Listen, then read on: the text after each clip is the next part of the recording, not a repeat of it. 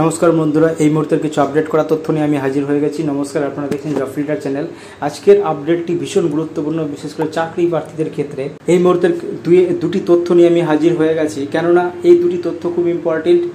যারা চাকরি প্রার্থী আছেন তাদের জন্য অবশ্যই, আর যারা রীতিমতো প্রাইমারি শিক্ষার সাথে জড়িয়ে পড়েছেন, যারা শিক্ষকতা করছেন, তাদের জন্য খুব একটা ইন্টারেস্টিং আপডেট হতে চলেছে।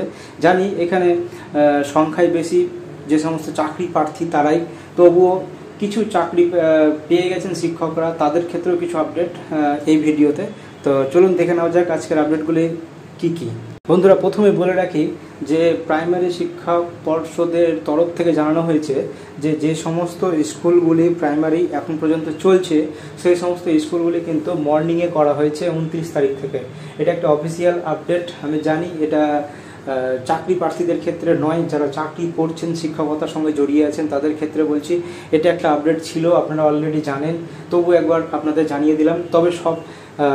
তবে এর পাশাপাশি কিন্তু আরও যেটা আপডেট খুবই গুরুত্বপূর্ণ, সেটা হচ্ছে প্রাথমিক শিক্ষা পর্ষদের সভাপতি গৌতম বাবু কি বললেন, এই রিসেন্ট 2-1 দিনের মধ্যে কি বলেছেন, তার যে আপডেট কিন্তু এই ভিডিওতে রয়েছে। কি বলেছেন চলুন দেখে নেওয়া যাক। তো এবার একদম চূড়ান্ত আপডেট কি, সেই আপডেট হচ্ছে যে প্রাথমিক শিক্ষা পর্ষদের চেয়ারম্যান গৌতম বাবু, আপনারা জানেন, তিনি কিন্তু ওয়েব কুপার সম্মেলনের উপলক্ষে মালদায় এসে পৌঁছেছিলেন। মালদায় তিনি ছিলেন এবং মালদা থাকায় অবস্থায় কিন্তু ডিএলএড চাকরি প্রার্থী যারা সদ্য 2022 টেট পাস করেছে, তাদের প্রশ্নের সম্মুখীন হয়েছিলেন। তারা নানা রকমভাবে প্রশ্নাত্মক বিষয় ছুড়েছিলেন গৌতম বাবুকে, যে স্যার নিয়োগ কবে হবে, স্যার আমরা অনেক দিন থেকে বসে আছি, আমরা স্যার 17তেও পাস করেছি, 22এও পাস করেছি, স্যার আমাদের নিয়োগটা কখন হবে। এই সমস্ত নানা রকমের প্রশ্ন নিয়ে কিন্তু সম্মুখীন হয়েছিল এই ডিএলএড চাকরি প্রার্থীরা গৌতম বাবুর কাছে। কিন্তু তার সদুত্তরে গৌতম বাবু কোনো রকম উত্তর তেমনভাবে দেননি। তবে তিনি সকল চাকরি প্রার্থীদের এবং বিশেষ করে যারা সামনে ছিলেন গৌতম বাবুর, তাদের মাথায় হাত বুলিয়ে দিয়ে আশীর্বাদ দিয়েছেন যে দেখুন, তোমাদের এই করুণ পরিস্থিতির চেহারা কিন্তু বারবার ভেসে ওঠে আমার কাছে।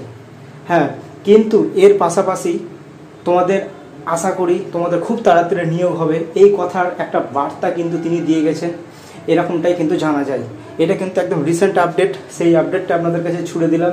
হ্যাঁ, আর একটা কি, এই সমস্ত রকমের ডিএলএড চাকরি প্রার্থীরা তারা সমস্ত রকমভাবে কাকতি মিনতি জোরহাত করে সমস্ত রকমভাবে কিন্তু তিনি সকলেই কিন্তু প্রে করেছেন যে অবশ্যই যেন তাদের আপডেটটি দেখানো হয়। এই বক্তব্য পেশ করে কিন্তু আজকের এই আপডেট, গৌতম বাবুর যে আপডেট, সেটা আপনারা পেয়ে গেছেন।